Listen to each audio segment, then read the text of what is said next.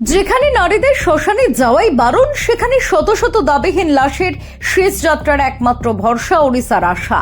একসময় নিজের ভাইয়ের শেষকৃত্য করার টাকা ছিল না, আজ ৩ বছর ধরে শত শত অচেনা মানুষের শেষ যাত্রার সাথী হয়ে উঠেছেন তিনি। নিজের মাত্র 11,000 টাকা বেতন থেকে অচেনা মৃতদেহের সৎকার করছেন এই নারী। কিন্তু কেন এমন ভাবনা এলো তার মনে?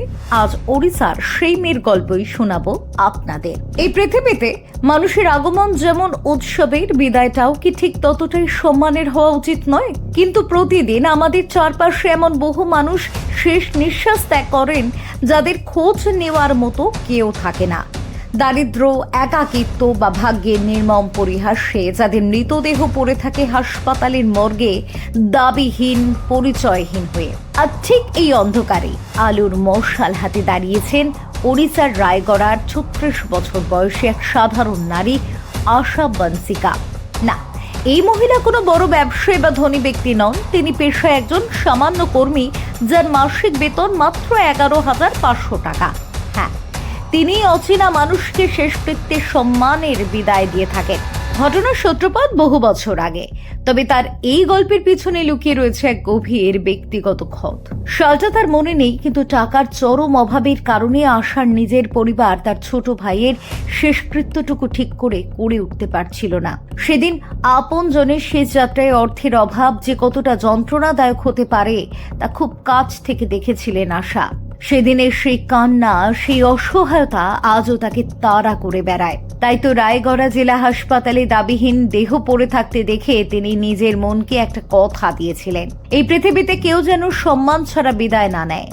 সে কারণেই নিজের বেতনের সামান্য টাকা থেকে গত 3 বছর ধরে আশা কিনছেন কাঠ, ফুল, কাপড় সহ শেষকৃত্যের অন্যান্য সামগ্রী। এমনকি দিনভর হাসপাতালে হাড় ভাঙা খাটুনির পর যখন শরীর আর চলতে চায় না, তখনও আশা বিশ্রাম নেন না। তিনি ছুটে যান সেই সব মানুষের শেষ যাত্রার সাথী হতে, যাদের সমাজ ভুলে গিয়েছে, যাদের পরিবার মুখ ফিরিয়ে নিয়েছে। অবশ্য আজও ভারতের বহু জায়গায় নারীদের শ্মশানে যাওয়া নিষেধ, কিন্তু সংস্কার আর নিয়মের বেড়াজালে যেখানে সমাজ আটকে থাকে, সেখানে দাঁড়িয়ে সমস্ত কুসংস্কারকে বুড়ো আঙুল দেখিয়েছেন আশা বনসিকা। তিনি শুধু শ্মশানে যাননি, নিজে দাঁড়িয়ে থেকে শত শত অচেনা মানুষের শেষকৃত্য সম্পন্ন করেছেন। কারণ তিনি জানেন, মানবতার চেয়ে বড় আর কোনো ধর্ম নেই, আর সহানুভূতির চেয়ে বড় কোনো আচার নেই। সত্যি, গত 3 বছরে ওড়িশার এই মেয়েটি প্রমাণ করে দিয়েছেন, মনের জোর আর অন্যের প্রতি ভালোবাসা থাকলে সামান্য টাকাতেও অসামান্য কাজ করা যায়। রক্ত বা বংশের সম্পর্ক না থাকলেও তিনি আজও 200-রও বেশি পরিচয়হীন মানুষের নিজের মানুষ।